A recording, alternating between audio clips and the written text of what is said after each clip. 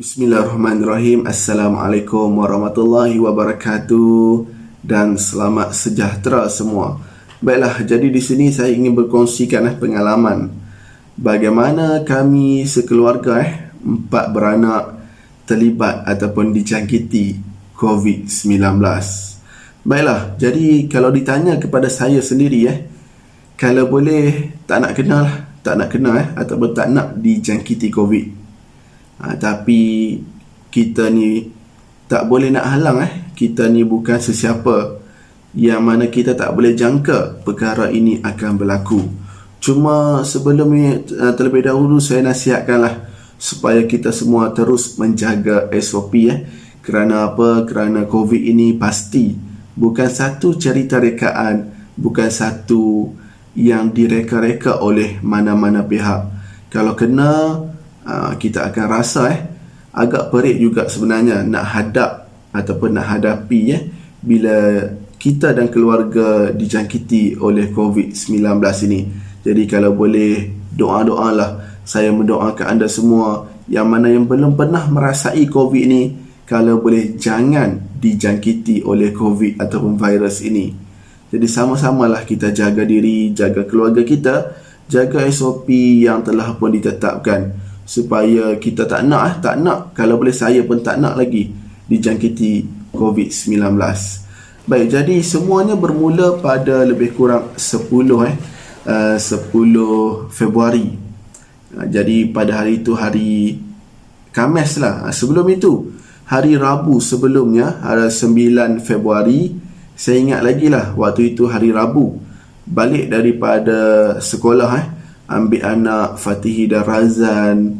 Okey, jadi selepas ambil tu dalam kereta, saya terdengar lah lebih kurang 1 atau 2 kali Fatihi macam batuk sikit lah. Dia batuk okay, batuk sikit, tapi tak lama dah tak kerap, 2 kali je. Jadi saya pun tanya, Fatihi batuk kan ni? Jadi disebabkan pada masa yang sama juga saya nak pergi beli ataupun sedang membeli air teh boba. Jadi disebabkan dia nampak saya beli air teh boba, dia pun tak nak batuk lagi. Kenapa? Dia tahu kalau dia batuk dia tak boleh minum. Okey, jadi dia pun tak batuk lagi. Tak tahulah Fatih ni dia cuba tahan ataupun mungkin tak ada rasa nak batuk. Baik, jadi habislah di situ, dah balik rumah. Okeylah, memang satu hari petang, memang Fatih dan Razan sihat, tak ada masalah, tak ada menunjukkan batuk dan sebagainya, memang tak dengar batuk. Tetapi waktu malam, waktu nak tidur, lebih kurang pukul lepas isyak, pukul 9 malam, tiba-tiba saya rasa Fatih dedau ni macam nak demam. Jadi tanpa melengahkan masa, teruslah bagi ubat demam kepada dia. Jadi alhamdulillah lah, suhu reda, dah tak demam. Memang daripada selepas bagi ubat tu sampai lebih kurang pukul 3 pagi tak demam langsung. Memang cek suhu memang cantik, 36.5, 36.3 lebih kurang macam tu. Jadi memang tak demam. Memang tak demam Nak jadikan cerita pukul 4 pagi saya ingat lagi lah, isteri kejutkan saya, abang, Fatih ni macam demam ni. Macam demam dia kata. Saya pun terkejut lah sebab sebelum tu sampai pukul 3 pagi cek dan pantau suhu dia memang tak demam langsung. Tiba-tiba pukul 4 pagi pegang dahi, memang panas. Jadi kalau cek suhu pun, kalau tak silap masa tu 37.4. Demam lah tu. Okey, 37.4 kalau ikutkan 375 ke atas baru dikatakan demam. Tapi kalau kita pegang 37.4 tu memang rasa panas dah badan Okey, baik. Jadi tanpa melengahkan masa memang nasib baiklah juga sebenarnya ada simpan stok saliva test iaitu test kendiri Baik, jadi tanpa melengahkan masa, tapi tak banyak lah sebab sebelum itu tak guna sangat kan, sebab adalah simpan lebih kurang 3-4 kotak macam tu. Jadi tak banyak. Jadi bagilah dia test. Saja isteri pun tergerak nak minta Fatih Islam ni test buat test. Dia pun buat, tiba-tiba dengan segera, dan memang nampak line pada test tersebut memang jelas 2 line pada saliva test. 2 line, dah terkejut ni. Tapi disebabkan benda ni, kita kata tak boleh lah nak terlalu kelang kabut Waktu itu juga baru lebih kurang 4 pagi, 4 pagi lebih lebih kurang 4 pagi, pukul 4:30 pagi. Okey, jadi kita pun kena tenang, fikirkan apa nak buat. Fikirkan apa nak buat. Jadi disebabkan masih awal, tak perlulah nak hubungi pentadbir lagi kan, sebab terlalu awal. Jadi kita pun cubalah, saya pun cuba saya cuba hantar mesej melalui WhatsApp kepada jiran setaman jiran setaman ajak, yang mana baru 2 hari lepas dia dan keluarga diisytihar positif COVID. Jadi saya pun WhatsApp dia lah tanya nak pergi ke mana, nak buat apa. Jadi memang dia tak balas lah awal lagi kan, baru pukul 4 pagi lebih awal lagi. Jadi memang tak balas. Tak apalah, saya tunggu. Dalam masa yang sama bagi ubat demam kepada Fatihi, pantau suhu dia supaya kalau boleh suhu jangan terlalu tinggi Okey, baik. Jadi lebih kurang selepas subuh lah, pukul 6:30 pagi, Ajak pun balas. Dia ceritakan mana nak pergi. Ajak pun dah pesan pergi ke klinik kesihatan Bukit Rambai. Jadi saya ingatkan, sebab kami sekeluarga sebelum ini tak pernah ataupun jarang lah ke klinik ini, sebab kami dulu tinggal di kawasan Tanjung Keling. Jadi memang biasa pergi ke klinik kesihatan Sri Tanjung di Tanjung Keling. Jadi saya pun bawa lah isteri dengan anak-anak lebih kurang pukul 7:30 pagi keluar pergi ke sana, ke klinik kesihatan Tanjung Keling. Dan nak dijadikan cerita, waktu itu tak seperti sebelum ini. Sebelum ini memang dibuka kaunter untuk dibuat PCR ataupun RTK untuk swab. Jadi disebabkan mungkinlah kita ni ke arah endemik, jadi kaunter tu dah tutup. Dia hanya sediakan nombor, kalau apa-apa hal boleh buat temu janji untuk swab dan sebagainya, iaitu temu janji bilik gerakan CAC CAC COVID Assessment Center, Pusat Penilaian COVID, Klinik Kesihatan Seri Tanjung. Jadi saya pun cuba hubungi, banyak kali lah juga hubungi, mungkin nombor sibuk dan sebagainya, memang tak ada orang angkat langsung. Dalam kereta waktu itu di kawasan klinik pun kita pun macam anak dah positif kan, baru pertama kali kita pun macam ada sedikit gelabah lah dengan isteri pun nampaklah mula stres, sebab bila memaklumkan perkara ini kepada pihak sekolah dan sekolah anak, mereka pun berkali-kali telefon nak tanya mungkinlah nak tanya apa yang berlaku, macam mana keadaan. Jadi isteri pun dah nampak mula stres lah Okey, jadi tak apalah, dapatkan juga nombor telefon. Kalau tak silap, nombor yang saya berjaya hubungi, yang berjaya tembus iaitu nombor bilik gerakan PKRC MITC. PKRC MITC. Saya pun hubungi. Dia kata, kami ni tak boleh buat apa, kami hanya bilik gerakan PKRC. Jadi dia pun cuba macam ni lah Encik cuba pergi ke klinik yang terdekat dengan rumah, iaitu Klinik Kesihatan Bukit Rambai. Jadi saya pun tanpa melengahkan masa, teruslah bawa anak dan isteri pergi ke sana. Waktu sampai di sana, saya nampak memang sesak biar betul ni. Lebih kurang pukul 8:15 pagi. Memang dah ramai, dah padat di kawasan Klinik Kesihatan Bukit Rambai. Jadi dalam hati, ini semua positif COVID ke? Ataupun bila nak selesai kita kan? Dalam anak Fatih Islam nampak dia makin teruk Dia nampak dia sakit kepala sampai baring, tak bangun langsung dalam kereta.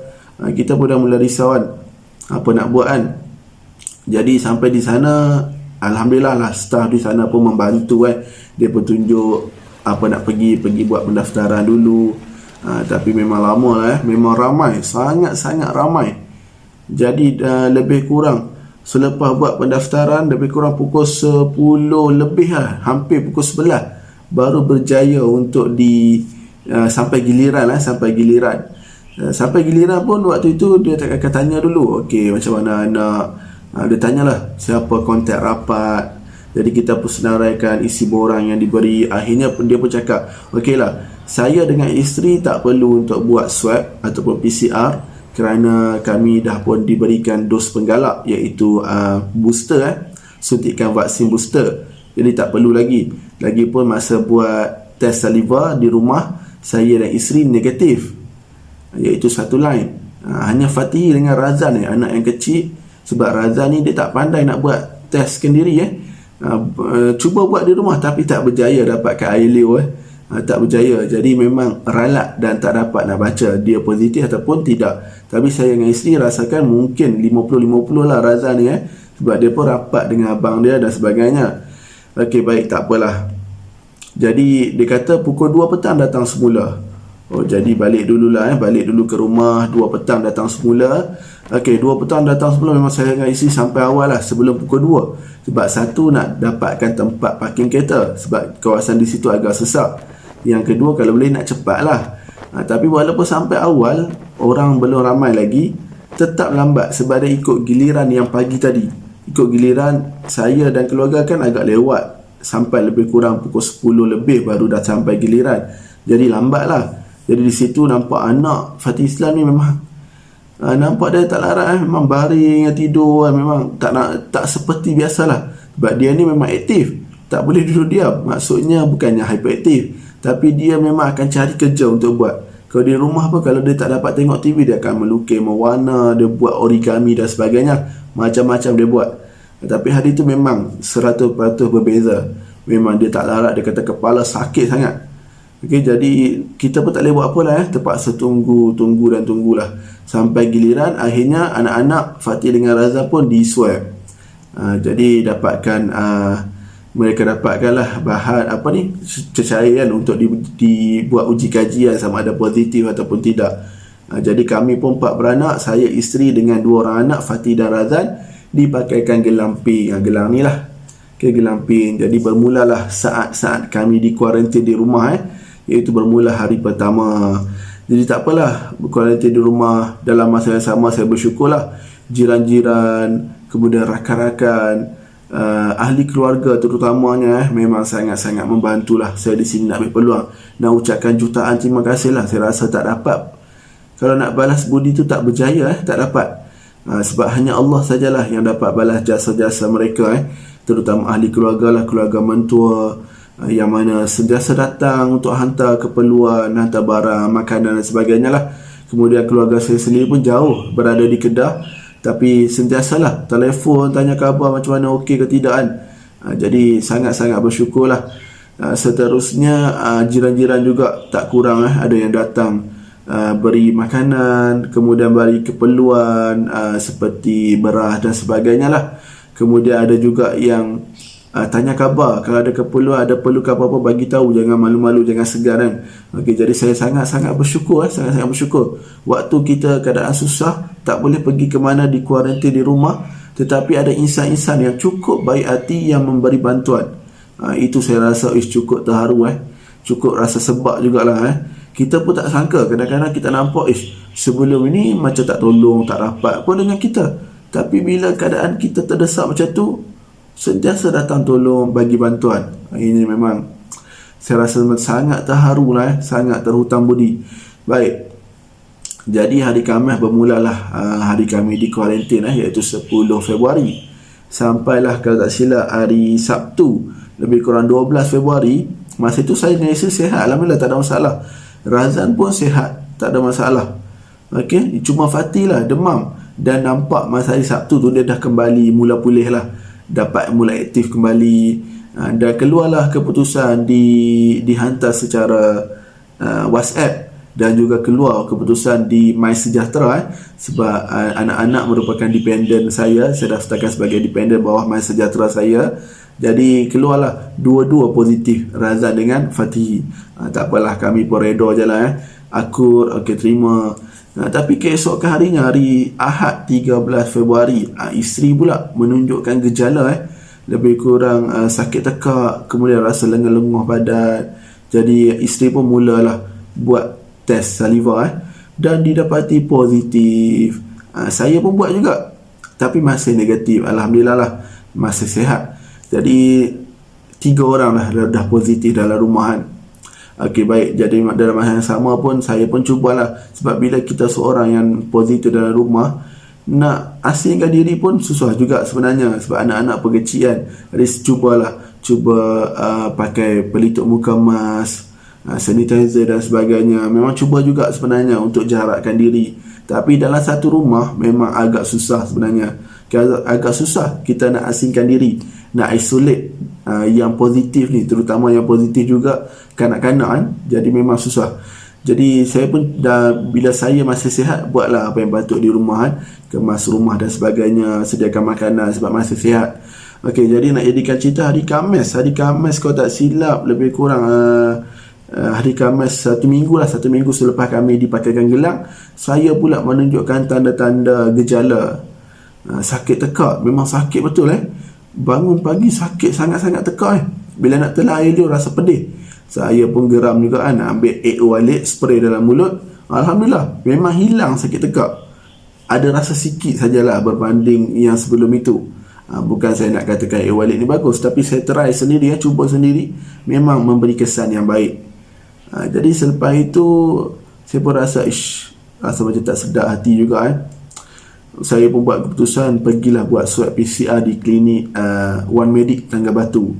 Sebenarnya segan jugalah sebab kita pakai gelang pink nak keluar. Tapi saya tanya berkali-kali boleh ke tidak, dia kata boleh, tapi pastikan waktu saya nak pergi swab tu dah tak ada orang lain lah, maksudnya dah tak ramai. Jadi saya baru keluar dari kereta. Saya pun memang keluar ke klinik saja, tak pergi ke mana-mana. Memang tak ada pergi ke tempat lain, memang tak ambil peluang ke tempat lain lah, sebab saya sendiri pun demam dalam keadaan yang tak larat. Jadi pergi ke sana, sampai klinik buat swab, okey lah, tak apa balik. Sebab saya merasakan memang saya ni macam positif lah. Keesokan harinya, hari Jumaat, memang dapat keputusan, dihantar keputusan melalui WhatsApp, saya positif. Saya pun dah redha lah positif. Dan update kemas kini, semula tarikh ataupun keadaan di MySejahtera dapatlah kuarantin sampai 24 Februari. Nak jadikan cerita 2 minggu lah saya dan keluarga dikuarantinkan. Isteri lah cepat sikit sebab dia positif awal, jadi kuarantinnya sampai 23, awal 1 hari. Jadi pada 23 hari bulan, isteri pun dah tanggalkan gelang dan boleh pergi bekerja macam biasa, tak ada apa lagi lah. Kami pun keadaan sihat, cuma menunggulah saat-saat nak buka gelang ni. InsyaAllah sekejap lagi ataupun hari ini juga akan dibuka gelang. Dan Alhamdulillah kami semua dah pulih, dah bebas. Saya pun dah buat test saliva, kami semua dah negatif, tak ada masalah lagi. Jadi saya sangat-sangat bersyukur kepada Allah kerana memberikan kembali kesihatan kepada kami. Dan saya sangat-sangat berterima kasih kepada semua pihak yang membantu kami, sama ada secara langsung ataupun tidak langsung. Sangat-sangat berterima kasih. Jadi itu sajalah perkongsian saya seberingkas mengenai bagaimana kami sekeluarga yang kalau boleh tak nak kena tapi terpaksa juga kena COVID-19 ini. Jadi sama-sama jaga diri, jaga SOP. Kita doakanlah COVID ini kembali diangkat dari muka bumi ini, insya-Allah. Itu saja daripada saya. Sekian, terima kasih. Bye-bye.